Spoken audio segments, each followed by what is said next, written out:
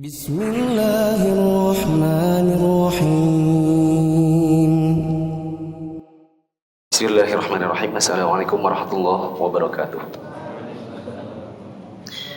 Alhamdulillahi wa kafa wa salatu wa salamu ala rasulillahil mustafa wa ala alihi wa ashabihi wa man iqtafa.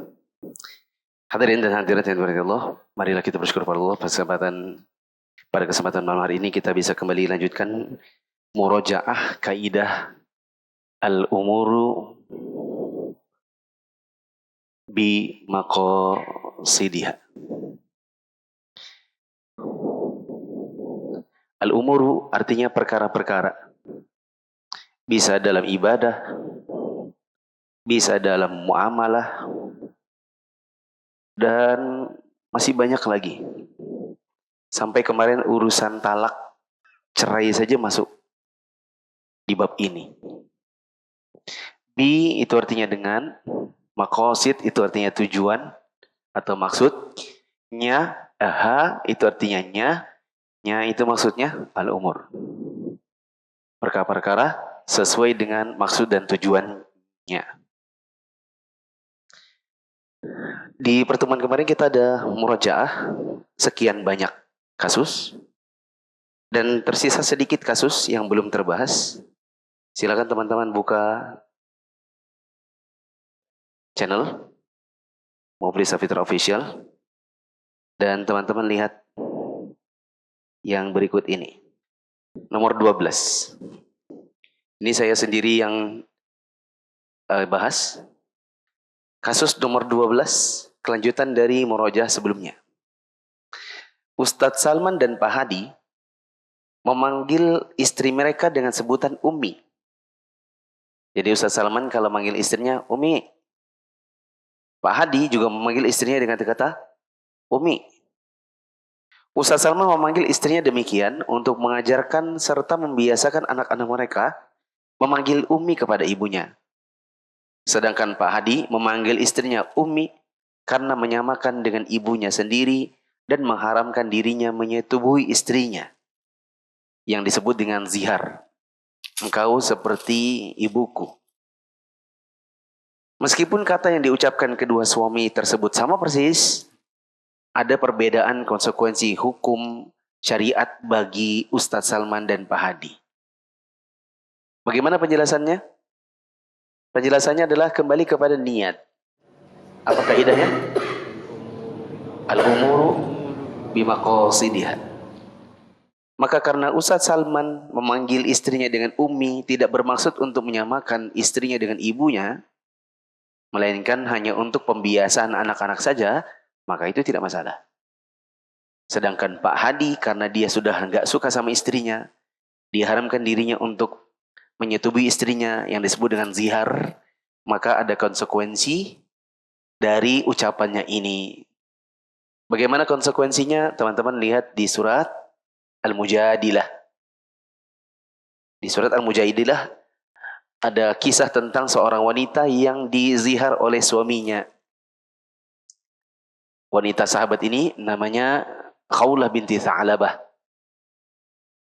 Dia dizihar oleh suaminya dengan ucapan engkau seperti ibuku atau punggungmu seperti punggung ibuku. Artinya suaminya bersumpah untuk tidak menyetubuhi istrinya. Nabi SAW awalnya tidak bisa memberikan keputusan karena memang belum turun wahyu tentang zihar ini. Setelah itu turunlah surat apa tadi? Al-Mujadilah yang menjelaskannya. Bagaimana konsekuensinya? Silakan baca di situ. 13.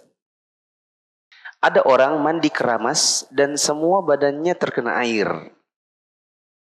Saat memakai handuk, ia teringat bahwa dia semalam mimpi basah. Apakah ia boleh sholat tanpa mandi junub? Tanpa mandi junub lagi, lantaran badannya semua telah terkena air? Jawabannya? Sebutkan dulu kaidahnya. Apa kaidahnya? Al-umuru bimaqasidiha. Perkara-perkara itu tergantung dengan maksud dan tujuannya.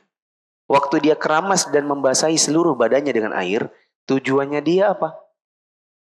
Kalau cuma mandi-mandi biasa, berarti belum diniatkan mandi junub. Kalau belum berniat mandi junub, berarti mandi yang tadi tidak teranggap sebagai mandi yang mengangkat hadas besar.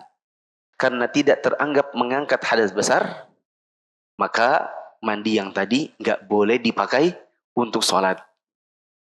Berarti apakah dia boleh sholat tanpa mandi junub lagi? Jawabannya, tidak boleh. Dia harus ulang mandinya dengan niat mandi junub. Kasus terakhir, bedakan orang yang tidak makan dan minum karena diet akan menjalani operasi medis dan yang puasa sunnah. Kalau ada orang, 3 orang barengan tidak makan mulai dari waktu jelang subuh sampai misalnya jam maghrib. Sampai maghrib semuanya nggak ada yang makan, nggak ada yang minum. Tapi ketika ditanya, orang yang pertama bilang, soalnya saya lagi diet ketat sekali katanya. Sekarang saya intermittent fasting dan saya jam makannya hanya mulai dari jam Isya sampai jam 3 subuh. Setelah itu nggak makan lagi. Maka dia cuma dapat diet, tapi nggak dapat pahala. Orang yang kedua ditanya yang sama, kenapa kamu nggak makan, nggak minum? Dia bilang soalnya dokter bilang puasa dulu 14 jam. Soalnya saya mau operasi besar. Maka orang ini cuma sekedar dapat apa berarti dia? Ya nggak dapat apa-apa, nggak dapat pahala. Karena niatnya adalah untuk menjalani operasi medis. Sedangkan orang yang ketiga, ketika ditanya pertanyaan yang sama, dia bilang saya puasa sunnah, maka dia dapat pahala. Pekerjaannya sama persis, tapi siapa dapat apa dibedakan dengan niatnya. Apa kaidahnya? Al-umuru bimaqasidih. Selesailah sekian banyak contoh. Berikut ini catatan-catatan penting tentang kaidah al-umuru bimaqasidih. Harus ada pembaca. Saya minta gantian pembaca. Jangan pembaca yang ini terus. Akhi Asdar, maju. Sini. Pak Bain. Boleh di sini Pak Bain. Satu lagi, Kai. Kai ini dulu adalah guru saya di sekolah. Sekarang gantian, saya lagi jadi gurunya. Mana mikrofonnya? Berikut ini catatan-catatan penting yang terkait dengan kaidah al-umuru bimaqasidih. Silakan. Catatan penting. 1. Kaidah ini diambil dari berbagai dalil Al-Quran dan Sunnah, diantaranya Wa ma umiru illa liya'budullaha mukhlishina lahuddin. Padahal mereka tidak disuruh kecuali supaya menyembah Allah dengan memurnikan ketaatan kepadanya. Quran surat Al-Bayyinah ayat 5. Allah katakan mukhlishina lahuddin, memurnikan ketaatan kepadanya. Ini dalil bahwa orang itu diganjar apa dari perbuatannya tergantung dengan niatnya. Siapa yang mengerjakan ibadah dalam rangka memurnikan ketaatan kepada Allah, maka dia dapat pahala. Berikutnya ayat wasbir nafsaka ma'al ladzina yad'una rabbahum bil ghadati wal 'ashyi yuriduna wajhah. Dan bersabarlah kamu bersama-sama dengan orang-orang yang menyeru Tuhannya di pagi dan senja hari dengan mengharap keridhaannya. Allah katakan yuriduna wajhah, mengharapkan wajahnya atau ridhonya.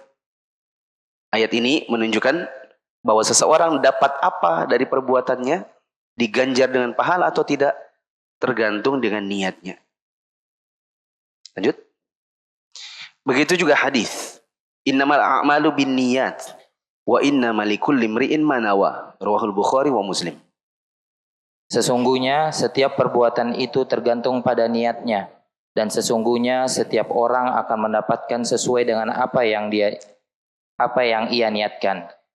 Hadis ini secara jelas mengatakan wa innamal likulli imri'in ma nawa. Sesungguhnya setiap orang akan mendapatkan sesuai dengan apa yang dia niatkan. Setiap amal tergantung dengan niatnya. Kemudian hadis Nabi SAW, innaka lan tunfiqa nafaqatan tabtaghi biha wajhallahi illa ujirta 'alaiha hatta ma taj'alu fi imra'atik. Rahul Bukhari wa Muslim. Sesungguhnya tidaklah engkau menafkahkan sesuatu karena mengharapkan wajah Allah, melainkan engkau akan mendapatkan pahala karenanya, hingga nafkah yang engkau suapkan ke dalam mulut istrimu. Nah, hadis ini juga menunjukkan bahwa apa yang kita kerjakan akan diganjar sesuai dengan niat. Karena Nabi mengatakan tidaklah engkau menafkahkan sesuatu dengan mengharapkan wajah Allah, maka kita diganjar dengan pahala. Berarti kalau kita menafkahkan sesuatu bukan karena mengharapkan wajah Allah, maka kita tidak dapat apa-apa. Ya keluar duit saja berarti. Maka ini sebagai pelajaran juga para suami atau ayah ketika dia membelanjakan sesuatu, menafkahkan sesuatu untuk istri dan anaknya, maka jangan lupa diniatkan untuk cari pahala. Karena dengan begitu kita akan dapat pahala. Sudah, nomor 2, gantian. Kedua, kaidah ini salah satu kaidah paling besar dalam fikih atau kaidah kubra karena mencakup berbagai permasalahan dalam kehidupan, baik urusan ibadah maupun muamalah. Ada 5 kaidah kubra. Sudah kita sebutkan beberapa kali. Apa saja? Al-umuru bimaqasidiha. Al-wasailu laha ahkamul maqasid. Al-masyaqqatu tajlibu taysir. La darar wa la dirar. Kok paling kenceng ya Bagi Ustaz? Berarti ini yang paling dihafal ya? Soalnya yang 1, 2, 3 tadi kecil suaranya. Begitu la darar wa dirar. Berarti ini yang paling dihafal nih. Satu lagi al-'adatu muhakkamah. Ini 5 kaidah kubra. Usahakan hafal. Makanya saya juga nggak nambah kaidah. Sudah 14 pertemuan untuk 5 kaidah, diulang lagi dari awal. Soalnya ini penting banget. Di kehidupan kita, dalam berbagai masalah, baik ibadah maupun muamalah, kita akan dapati 5 kaidah ini justru paling dominan. Karena ini kaidah yang paling dominan, maka ini usahakan hafal. Kaidah yang sedang kita bahas, al-umuru bimaqasidiha, adalah salah satu dari 5 ini. Kaidah kubra. Kenapa dinamakan kaidah kubra, kaidah besar? Karena mencakup berbagai permasalahan dalam kehidupan, baik urusan ibadah maupun muamalah yang tak terhitung jumlahnya. 3. Yang ketiga, niat secara bahasa artinya maksud atau tekad melakukan sesuatu. Ya. Apa sih niat itu? Niat itu artinya maksud atau tekad melakukan sesuatu. Niat tidak selalu baik. Karena niat ada juga yang jahat atau niat buruk. Sebagaimana kata Bang Nabi. Apa kata Bang Nabi? Gimana? Kejahatan tidak selalu. Bismillah. Kejahatan terjadi bukan karena ada niat pelaku, tetapi juga bisa terjadi karena ada kesempatan. Kejahatan itu tidak selalu karena niat pelaku, tapi juga karena ada kesempatan. Itu berarti ada yang namanya niat jahat. Gitu? Maka niat itu artinya maksud atau tekad melakukan sesuatu. Apakah jelek ataukah baik. Lanjut. Keempat, sah atau tidaknya suatu amalan, ada pahala atau tidak, berdosa atau tidak, dan ada hukuman atau tidak, sah perpindahan kepemilikan atau tidak, semuanya bergantung pada niat pelakunya. Sah atau tidaknya amalan bergantung pada niat. Karena bisa jadi gara-gara niat amalannya jadi tidak sah. Dikasih pahala atau tidak bergantung pada niat. Berdosa atau tidak tergantung pada niat. Ada hukuman atau tidak itu bergantung pada niat. Contoh ada hukuman atau tidak ini misalnya orang itu niat berbohong apa enggak berbohong. Karena ada juga orang itu tidak bermaksud berbohong, tapi seolah-olah berbohong. Karena tidak berniat untuk berbohong, maka dia tidak mendapatkan hukuman. Sah atau tidaknya perpindahan kepemilikan itu juga bergantung pada niat. Kalau ada orang berkata, aku kasih kamu ya, nih. Itu seolah-olah perpindahan kepemilikan. Tapi ketika dia meniatkan ini cuma dipinjamkan, jadi nanti kalau sudah selesai tolong kembalikan, maka itu tidak ada perpindahan kepemilikan. Semua itu bergantung pada niat. Apa kaidahnya? Al-umuru bimaqasidiha. 5. Pahala akan maksimal jika dalam melaksanakan ibadah kita juga mampu memaksimalkan variasi niat yang baik dan benar dalam syariat. Contoh, orang yang berpuasa Syawal sekaligus puasa Kamis dan puasa Ayyamul Bid. Ini sebagaimana yang dikatakan Abdullah bin Mubarak. Rubba amalin saghirin tukathirun niyyah wa rubba amalin kathirin tusaghiruhun niyyah. Artinya, betapa banyak amalan kecil menjadi besar karena niatnya, dan betapa banyak amalan besar menjadi kecil karena niatnya. Ya. Lihat Syiar A'lam An-Nubala karya Az-Zahabi. Ya. Pahala itu akan maksimal dalam ibadah kalau kita mampu memaksimalkan niatnya. Contoh, di bulan Syawal bertepatan dengan hari Kamis di tengah bulan. Orang yang cuma tahu puasa Syawal, ya berarti dia dapat pahala puasa Syawal saja. Tapi yang ngaji, yang berilmu, dan dia tahu ada juga puasa lain yang sunnah selain Syawal, yaitu puasa Kamis. Begitu juga puasa Ayyamul Bid. Dan dia tahu bahwa ternyata di dalam Islam ini kalau sunnah, kalau barengan terjadi bersamaan, pekerjaannya sama, itu boleh diniatkan sekaligus dengan pelaksanaannya cuma satu. Kaidahnya nanti di kaidah 6 sampai sekian. Nanti ada lagi. Kaidah tentang menjamak niat atau menjamak kebaikan dengan satu niat. Karena dia tahu ilmunya, maka dia pun mendapatkan pahala lebih maksimal daripada yang cuma puasa Syawal. Kata Ibnu Mubarak, berapa banyak amalan kecil tapi gara-gara niat jadi besar, dan berapa banyak amalan besar tapi jadi kecil gara-gara niat juga. Nah, lanjut. 6. Perbuatan yang hukum asalnya mubah bisa berubah menjadi ibadah yang bernilai pahala karena niat yang baik dan benar. Contoh, orang yang berolahraga untuk menjaga kesehatan agar bisa beribadah. Perbuatan itu ada yang cuma mubah aslinya, tapi di sisi Allah ternyata bernilai pahala gara-gara niatnya. Seperti orang berolahraga untuk menjaga kesehatan. Rajin banget dia lari pagi. Alasannya dia supaya saya ini sehat dan bisa ibadah panjang. Saya cerita di mana saya nggak ingat, apakah di sini atau di kajian yang lain, atau di BDI atau di mana lah ya. Saya bilang saya ngobrol sama seorang ustadz yang lagi program rutin angkat beban. Oh, di kajian Saro. Nah, ada ustadz yang saya ngobrol sama dia satu pesawat.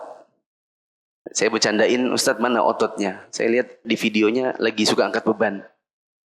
Ya. Dia gini kan tangannya, saya pegang. Wah, kayaknya gedean otot saya bilang. Terus dia ngobrol, terus dia bilang, saya ini angkat beban ustadz bukan untuk otot-ototan. Biar pak, bagus, keren, six pack, bukan. Saya angkat beban untuk memperkuat badan saya karena saya harus mengangkat ibu saya yang sedang stroke.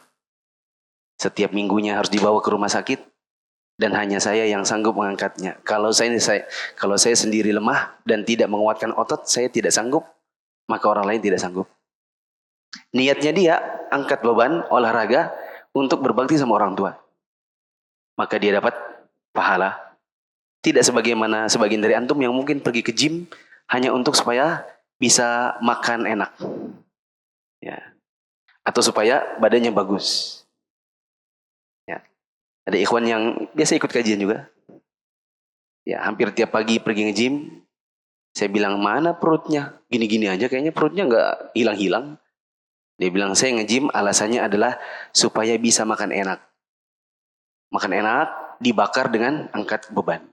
Maka dia cuma dapat makan enak. Enggak dapat pahala. Masih mending itu yang bilang, saya ngangkat beban ini supaya saya bisa otot-otot kuat, supaya saya bisa kurus. Kalau saya kurus, saya bisa duduk tahiyat akhir sempurna. Karena ada ikhwan itu mau tahiyat akhir sholat maghrib gak bisa. Karena paha, betis, perut tabrakan jadi satu kalau lagi duduk. Dia bilang, saya ini nge-gym supaya saya bisa sholat dengan sempurna. Dia dapat pahala. Tapi yang bilang supaya bisa makan enak, maka dia dapat makan enak. Ya, kasih tahu dia ya. Berkepikiran soalnya. Lanjut. Ketujuh, niat itu bisa membedakan antara ibadah dengan sekedar kebiasaan. Contoh, orang yang mandi dan semua badannya terkena air, antara yang sekedar mandi biasa dengan yang mandi junub. Ada pekerjaan, sama persis teknisnya. Di satu sisi dia cuma dianggap kebiasaan aja. Di sisi yang lain, pekerjaan yang sama tapi dianggap ibadah. Nah ini bisa jadi niatnya berbeda sehingga di sisi Allah pun pahalanya berbeda. Dua anak punya orang tua yang sama-sama lumpuh. Dan dua-duanya selalu ketemu setiap hari Senin. Ngantar orang tua fisioterapi. Yang satu niatnya adalah birrul walidain, sedangkan yang satu lagi niatnya adalah ya niat apa ya? Jadwal. Karena saya lagi jadwal, Ustaz. Antum berdua ngapain? Ustaz, ngantar ibu lagi fisioterapi. Antum sama Ustaz. Oh, niat antum apa? Oh, saya sih karena berbakti, Ustaz. Kalau antum? Ya ini karena Senin itu jadwal saya, Ustaz. Maka mereka pergi bersamaan dengan pekerjaan yang sama, tetapi pahalanya di sisi Allah mungkin berbeda. Pindahin lagi. 8. Niat juga membedakan antar ibadah yang satu dengan ibadah yang lain. Atau membedakan ibadah itu wajib ataukah mustahab, dianjurkan. Contoh, orang yang berpuasa di bulan Syawal antara qodok puasa Ramadan, puasa Syawal ataukah puasa nazar. Niat itu juga bisa membeda-bedakan antara ibadah yang satu dengan ibadah yang lain. Satu ibadah, ini ibadah, ini ibadah, ini ibadah, ini ibadah. Pekerjaannya sama persis, tapi dengan niat dia berbeda-beda. Bisa jadi 4 orang puasa bareng, tapi 4-4-nya ini ibadahnya beda semua. Itu gara-gara apa? Gara-gara niat. Wah, rame nih.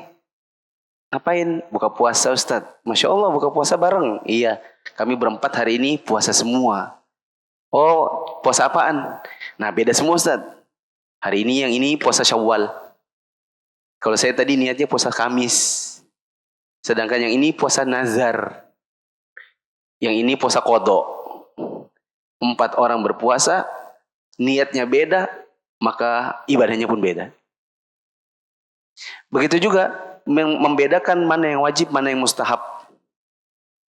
Yang hari Senin, yang puasa Kamis dapat pahala puasa sunnah. Yang tadi puasa Syawal dapat pahala puasa sunnah. Yang nazar dapat pahala wajib. Karena kan nazar kan wajib. Yang satu qodok puasa Ramadan. Maka dia seperti orang yang berpuasa wajib. Yang ini sunnah-sunnah semua. Yang ini wajib-wajib. Semua dibedakan oleh niatnya. Apa kaidahnya? Al-umur bimaqasidiha. Lanjut. 9. Niat yang baik dan benar di dalam agama akan mendapatkan ganjaran pahala. Namun, niat baik saja tidak cukup. Karena ibadah harus sesuai dengan tuntunan Nabi SAW. Karena beliau bersabda, Man amila amalan laisa alaihi amruna fahuwa raddun. Rawahu Muslim. Artinya, barang siapa melakukan suatu amalan yang tidak ada tuntunannya dari kami, maka amalan tersebut tertolak. Ya.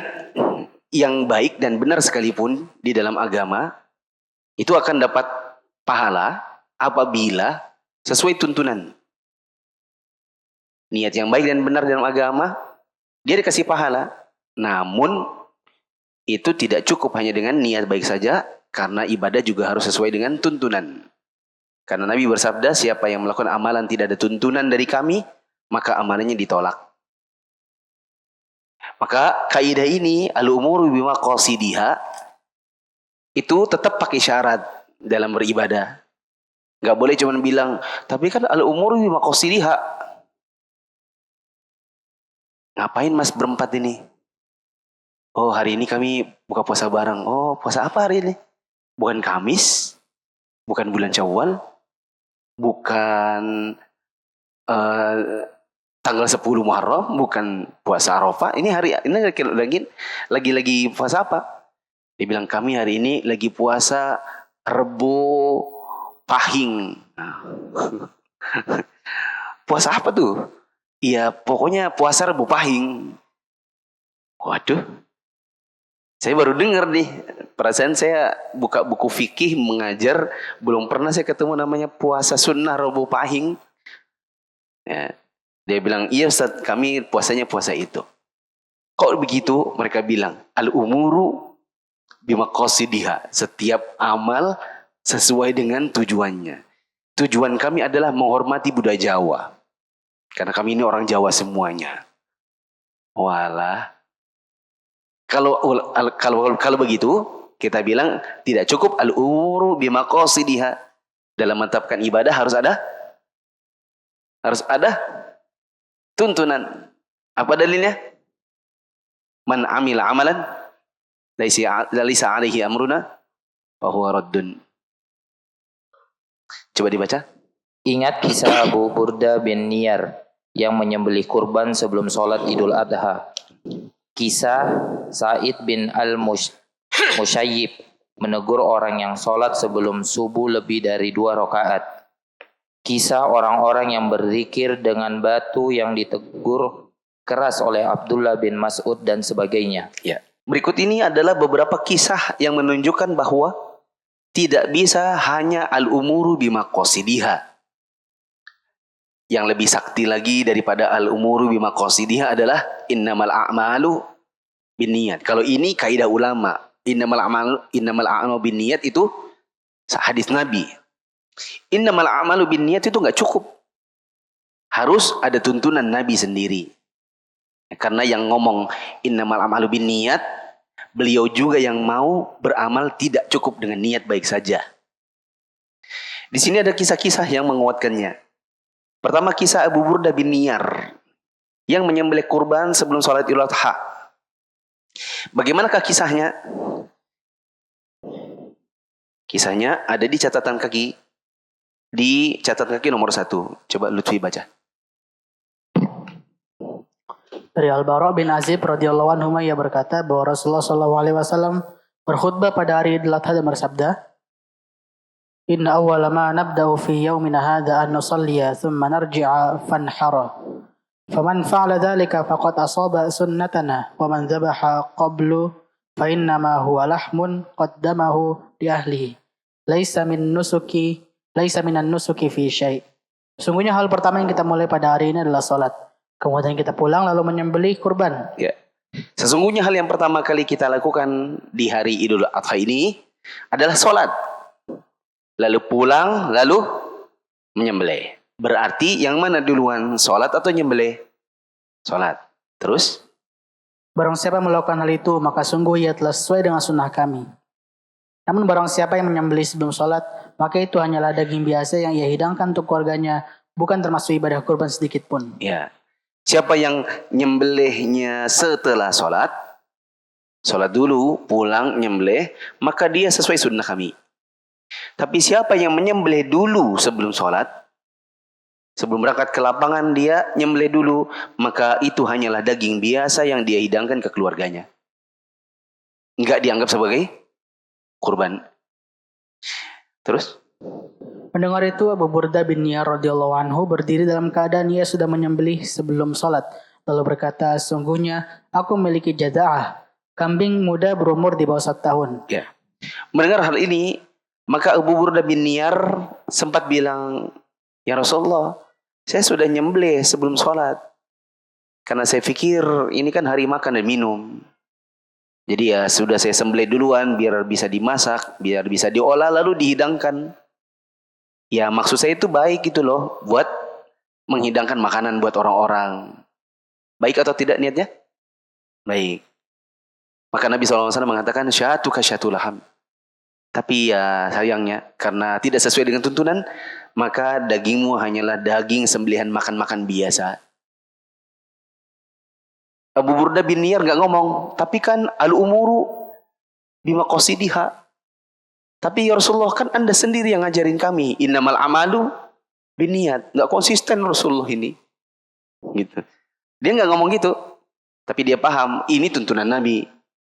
Berarti niat baik saja tidak cukup. Niat soleh saja nggak cukup, harus sesuai tuntunan. Maka di kelanjutannya dibilang, ya Rasulullah, gimana nih? Soalnya saya kalau disuruh ganti lagi, dan Rasulullah memang bilang gitu, kalau gitu ganti dengan sembelihan yang lain. Dia bilang, ya Rasulullah, saya ini tinggal punya jaza'ah doang. Kambing umurnya nggak sampai 1 tahun. Sementara untuk kurban itu, untuk kambing minimal berapa tahun?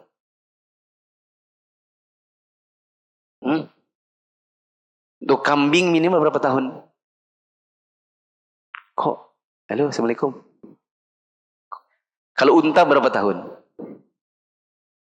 Unta minimal 5 tahun. Kalau sapi minimal berapa tahun? 2. Kalau kambing minimal berapa tahun? 1. Kalau domba minimal berapa bulan? 6 bulan. Kalau ayam minimal berapa lama? Nah dia bilang, saya punya tinggal kambing tapi nggak cukup 1 tahun. Arti alias nggak cukup umur. Apa kata Nabi? Maka Rasulullah SAW bersabda, sembelilah itu. Namun hal sedemikian tidak akan sah bagi seorang pun setelahmu. Ya, sembelihlah nggak apa-apa deh, jaza'ah.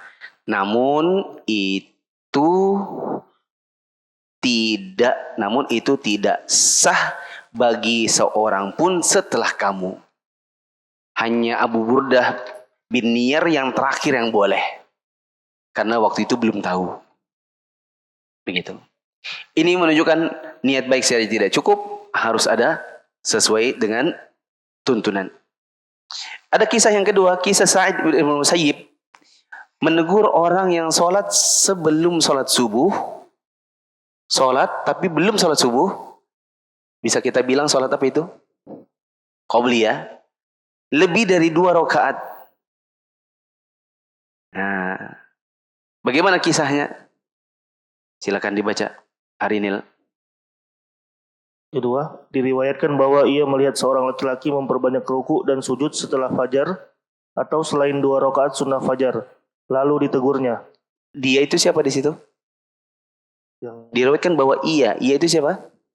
laki-laki. Sa'id. Sa'id. Oh, Sa'id melihat seorang laki-laki, Masya Allah, ruku dan sujud banyak. Sholat qobliyahnya lebih dari 2. Maka ditegurnya lah. Ngapain kamu kok sholat qobliyah kok banyak banget? Apa dia jawab? Orang itu berkata, wahai Abu Muhammad, apakah Allah akan mengazabku karena sholat? Dia bilang, orang itu ketika ditanya, kamu kok sholat banyak banget? Mana boleh? Dia bilang, wahai Abu Muhammad, apakah Allah akan mengazab saya gara-gara sholat? Saya ini loh sholat. Masa sholat dihukum? Itu kayak sebagian ibu-ibu yang suka gendang-gendang di masjid, sholawatan, bikin keributan dengan nada-nadanya, dengan nyanyi-nyanyi bersama. Ketika ditanya, ibu ngapain gini? Maka bilang, emangin apa? Emang sholawat gak boleh? Ini loh sholawat. Sholawat kok dilarang, katanya. Bagaimana jawabannya? Sa'id menjawab, tidak. Akan tetapi Allah akan mengazabmu karena menyelisihi sunnah. Ya. Kamu gak akan diazab karena sholat. Tapi kamu akan diazab oleh Allah karena menyelisih sunnah Nabi. Ya, kata Syekh Al-Albani, ini jawaban luar biasa. Jawaban telak. Ada orang memperbanyak ibadah tidak sesuai tuntunan, alasannya Allah kan gak akan azab kita karena kita beribadah. Maka beliau mengatakan Allah akan azab kamu dengan menyelisih sunnah. Meskipun niatnya ibadah. Ini menunjukkan bahwa niat baik saja tidak cukup. Tidak cukup pakai apa? Al-umuru bimaqasidiha. Harus ada sesuai tuntunan. Berarti tidak cukup hanya innamal a'malu binniyat. Berarti harus ada hadis yang kedua. Apa tadi hadisnya? Man amila amalan laisa alaihi amruna fahuwa raddun. Ada kisah yang ketiga, yaitu kisah orang yang berzikir dengan batu ditegur oleh Abdullah bin Mas'ud. Bagaimana kisahnya? Ketua, dibacakan. 3. Diriwayatkan dari Amr bin Salama Al-Hamdani, ia berkata, kami biasa duduk di depan rumah Abdullah bin Mas'ud radhiyallahu an sebelum salat subuh. Ketika beliau keluar, kami berjalan bersamanya menuju masjid. Ya. Ada Amr ibn Salamah yang bilang kami biasanya kalau mau sholat subuh itu kami ngumpul dulu di depan rumahnya Abdullah bin Mas'ud. Nanti kalau beliau sudah keluar, barulah kami jalan bareng ke masjid sama-sama. Terus? Kemudian datang Abu Musa al-Asy'ari radhiyallahu an dan berkata, apakah Abu Abdurrahman sudah keluar? Ya. Kami menjawab, belum. Ya. Kemudian pada suatu subuh ketika kami lagi ngumpul depan rumahnya Ibnu Mas'ud, datanglah Abu Musa. Dia nanya, Abu Abdurrahman sudah keluar belum? Siapa maksudnya Abu Abdurrahman? Ibnu Mas'ud. Itu nama apanya? Nama kunyah. Terus mereka jawab, oh belum masuk, belum keluar. Ibnu Mas'ud belum keluar. Terus? Maka Abu Musa duduk bersama kami sampai Abdullah bin Mas'ud keluar. Setelah beliau keluar, Abu Musa berkata, wahai Abu Abdurrahman, tadi aku melihat sesuatu di masjid yang aku ingkari. Namun, alhamdulillah, aku tidak melihat dari mereka kecuali kebaikan. Ya. Pas keluar Ibnu Mas'ud, maka Abu Musa bilang, wahai Abu Abdurrahman, tadi saya lihat sesuatu yang di masjid itu agak-agak gimana ya? Bagus sih, alhamdulillah kayaknya bagus. Ya. Tapi saya kok dalam hati mengingkari gitu. Perasaanku kayak bagus tapi hati mengingkari. Terus Ibnu Mas'ud bertanya, apa itu? Abu Musa menjawab, aku melihat di masjid sekelompok orang yang duduk dalam beberapa halaqah menunggu sholat. Pada setiap halaqah terdapat seorang pemimpin. Di tangan mereka ada kerikil. Pemimpin itu berkata, bertakbirlah 100 kali. Lalu mereka bertakbir 100 kali. Kemudian ia berkata, bertahlillah 100 kali. Lalu mereka bertahlil 100 kali. Kemudian ia berkata, bertasbihlah 100 kali. Lalu mereka bertasbih 100 kali. Ya. Ibnu Mas'ud tanya, emangnya kamu lihat apa? Maka Abu Musa bilang, di masjid ada orang bikin halaqah-halaqah. Kelompok-kelompok gitu. Yang masing-masing kelompok punya pemimpin. Anggap saja misalnya 10 orang dipimpin satu, 10 orang dipimpin satu, 10 orang dipimpin satu. Dan si pemimpin kelompok punya batu. Batunya ini kecil-kecil. Terus dia bilang gini misalnya, takbirlah 100 kali. Maka mereka pun mengatakan Allahu Akbar, Allahu Akbar, Allahu Akbar sambil ngitung 100 kali. Atau pakai batu, Allahu Akbar, Allahu Akbar, Allahu Akbar, Allahu Akbar, Allahu Akbar. Kalau pemimpinnya bilang bertahlillah 100 kali, mereka bilang la ilallah, la ilallah, la ilallah, la ilallah, pakai hitungan batu. Kalau pemimpinnya bilang bertasbihlah, mereka bilang subhanallah, subhanallah, subhanallah, subhanallah sebanyak 100. Dijadikanlah batu-batu itu sebagai alat untuk menghitung. Kalau di zaman sekarang batu-batunya dikasih benang dan jadi satu rantai, namanya tasbih. Kalau batu susah ditusuk-tusuk pakai ini, maka diganti dengan benda yang lain. Misalnya pakai biji salak. Anda kan bisa salak. Itu bisa jadi tasbih. Atau dari kapur-kapur. Nah, lanjut. Ibnu Mas'ud bertanya, lalu apa yang kau katakan kepada mereka? Abu Musa menjawab, Aku tidak mengatakan apa-apa kepada mereka karena menunggu pendapatmu. Ibnu Mas'ud tanya, terus kamu lihat begitu kamu bilang apa? Abu Musa bilang, ya saya nggak bilang apa-apa karena mendingan saya sini dulu dan saya menunggu pendapat Anda bagaimana. Apa kata Ibnu Mas'ud? Maka Ibnu Mas'ud berkata, tidakkah engkau perintahkan mereka agar menghitung dosa-dosa mereka saja dan kau jamin bahwa tidak ada sedikit pun dari pahala kebaikan mereka yang akan hilang? Iya. Kenapa kamu nggak bilang gini saja? Mendingan kalian hitung dosa deh. Daripada ngitung zikir-zikir ini, mendingan kalian ngitung dosa. Kalau kalian ngitung dosa, maka tidak akan ada kebaikan yang hilang dari kalian. Ya, itu kata Ibnu Mas'ud.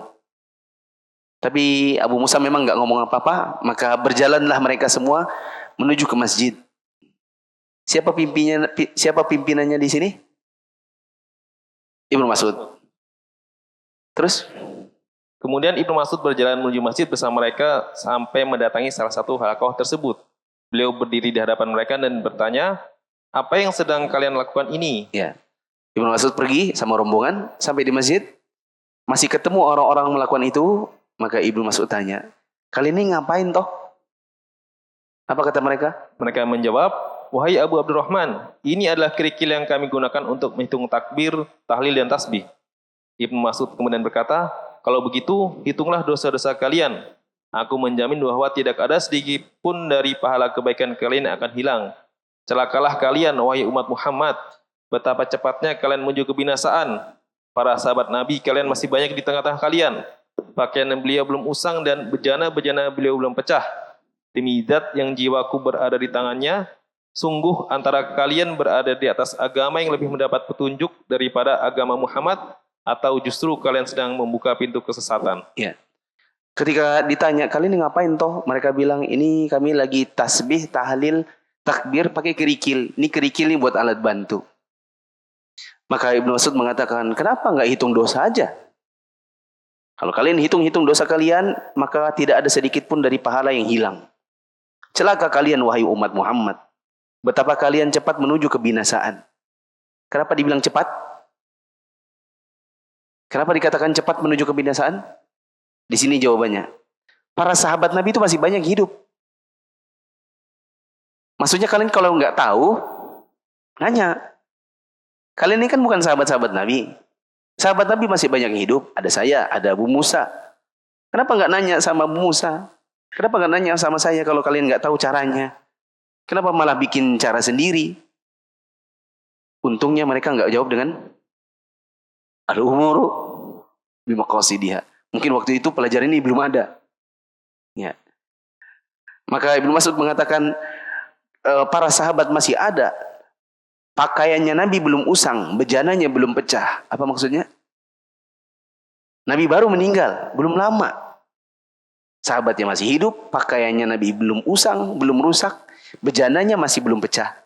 Nabi belum lama meninggal. Kalian cepat banget jadi sesat. Demi zat yang jiwaku berada di tangannya, antara dua saja. Hanya ada dua pilihan.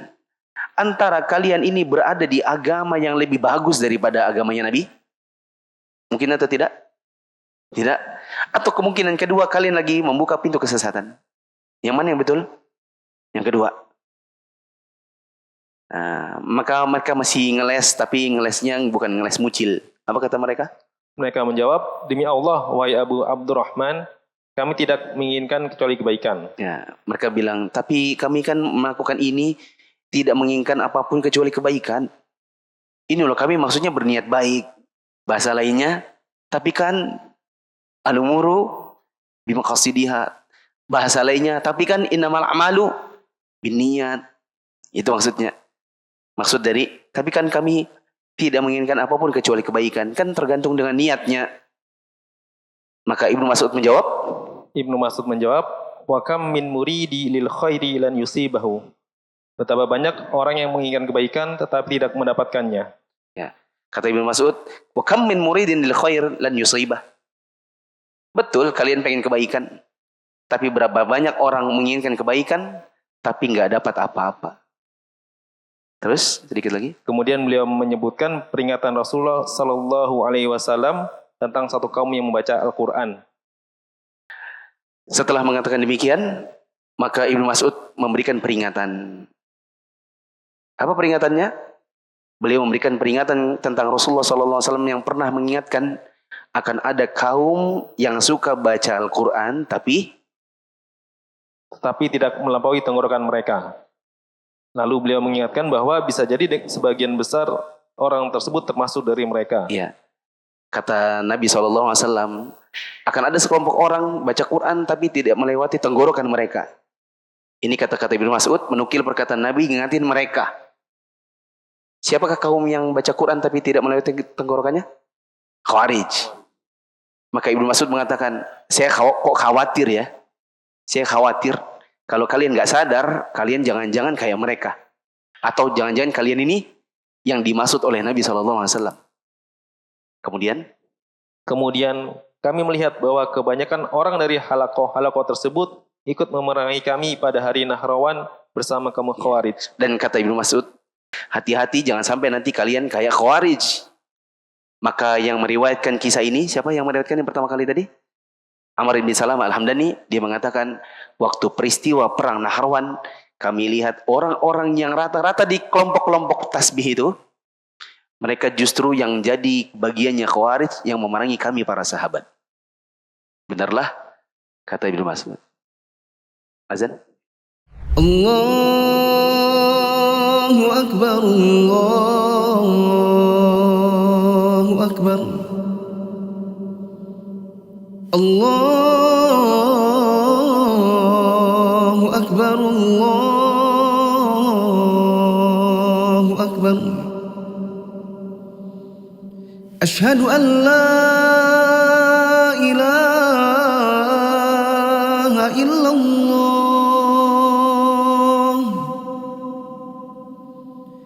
Ashhadu an la ilaha illallah.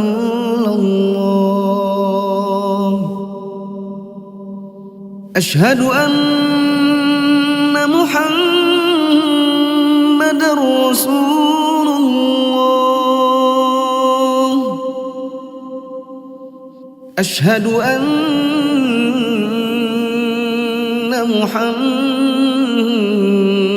Rasulullah.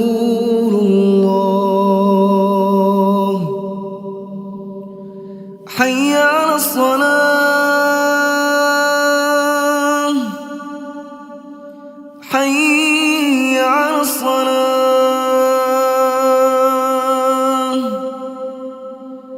hayya 'alal falah,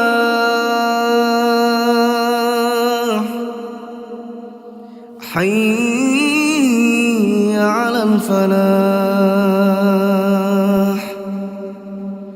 Allahu Akbar, Allahu Akbar. La ilaha illallah.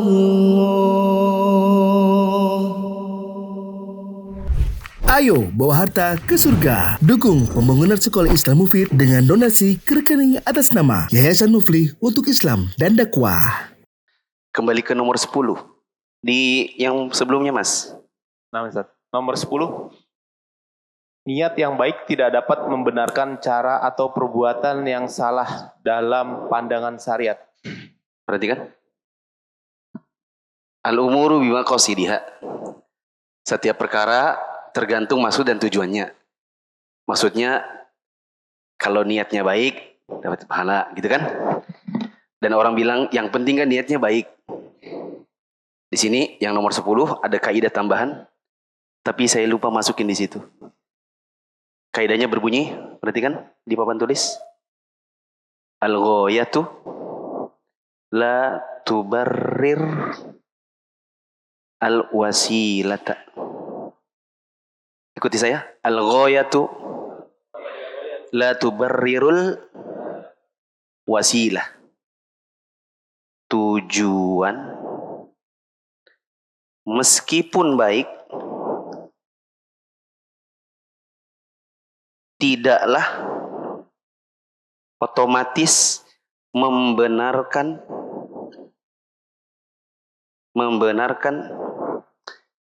cara atau media. Perhatiin dulu, jangan nulis. Al-ghayatu la tubarriru wasilah. Tujuan meskipun dia baik tidak otomatis membenarkan cara kalau caranya salah. Bahasa lainnya, kalau caranya salah, ya salah meskipun tujuannya baik. Ini contohnya Robin Hood. Nah, Robin Hood yang pemanah, yang ceritanya maling di rumahnya orang kaya, tujuannya baik. Apa tujuannya dia? Untuk membagikan hasil malingnya kepada orang miskin. Yang seperti ini kita bilang al-ghayatu la tubarriru wasilah. Tujuan meskipun baik tidak membenarkan cara yang salah. Sudah gini aja dulu ya. Belum tinggal dikit lagi sih. Lanjut dulu ya. Lanjut. 11. Yang ke-11, ada beberapa hal yang harus dipenuhi agar niat itu sah. Di antaranya adalah poin A, pelakunya muslim. Harus muslim. Berarti orang kafir kalau niat ibadah nggak sah. B. Poin B, pelakunya muwaiz. Yaitu? Bisa membedakan antara bahaya dan manfaat. Berarti kalau ada anak kecil nggak mumayyiz, masih setahun, nggak paham tentang bahaya, mana manfaat, mana mudarat, maka dia kalau niat ibadah, niatnya tidak sah. Tapi sebagian ulama mengatakan bila niat ibadah, maka orang tuanya dapat pahala. Sebagaimana seorang perempuan yang gendong bayi saat dia haji, dia bertanya, "Ya Rasulullah, alaihi hajjun." Ya Rasulullah, saya punya bayi, apakah bayi ini dapat haji? Maka Nabi mengatakan, "Na'am walaki ajrun." Iya, bayimu dapat haji, kamu dapat pahala. C. Poin C, pelakunya mengetahui apa yang diniatkan. Berarti kalau orang yang nggak paham apa yang diniatkan, ya nggak dapat. Ya, nggak sesuai dengan niatnya, tidak mengetahui hukum dan hakikatnya, maka dia tidak dapat ganjaran dari ibadahnya. Misalnya karena idiot, dia ayo sahur, dia nggak ngerti, dia ngertinya makan. Ya, nggak boleh makan minum ya, mulai nanti sampai maghrib ya, mulai subuh sampai maghrib ya. Dia apa sih aku mau makan, tapi ini puasa, apa sih aku mau makan, dia nggak ngerti, maka dia tidak dapat pahala. D. Poin D, tidak ada penghalang antara niat dengan ibadah yang diniatkan. Ya, tidak ada penghalang antara niatnya dengan ibadahnya. Misalnya dia nggak ragu-ragu. Kalau ada orang bilang, saya itu tadi ragu, saya itu sholat tadi itu zuhur apa asar ya? Kok ragu ya? Ya, jadi niatnya apa? Nggak tahu juga sih niat apa. Maka hendaknya diulang. Terus? Yang E, keikhlasan. Ya, berarti kalau ada orang ibadah tapi nggak ikhlas, ya sudah berarti nggak dapat apa-apa. 12. Yang ke-12, di antara yang bisa merusak niat, yang pertama adalah kejahilan. Yang kedua godaan, waswas, syaiton. Dan yang ketiga adalah penyakit hati seperti syahwat dan subhat. Ya, sudah jelas. Sebenarnya belum jelas, tapi karena buru-buru waktu, jadi dijelasin aja lah ya. 13. Tidak ada perbedaan pendapat di kalangan ulama mazhab. Yang 4 adalah bahwa niat itu amalan hati, bukan amalan bibir dan lisan. Semua ulama mazhab mengatakan niat itu amalan hati, bukan amalan bibir, bukan amalan lidah. Maka pendapat yang benar bahwa niat itu di hati, tidak pakai talafuz. Apa itu talafuz? Ya, nawaitu, dan diucapkan pakai lisan. Nawaitu soma godin, nawaitu ludu'a, nawaitu usolli. Itu sebenarnya tidak ada tuntunannya. Apa pemberatnya atau apa yang menguatkannya ada di catatan kaki nomor 4. Saya saja yang baca supaya cepat. Dalil utama tidak perlu adanya talaffuz karena tidak ada sunnahnya. Lagi pula Allah itu maha tahu, jadi tidak perlu diberitahu.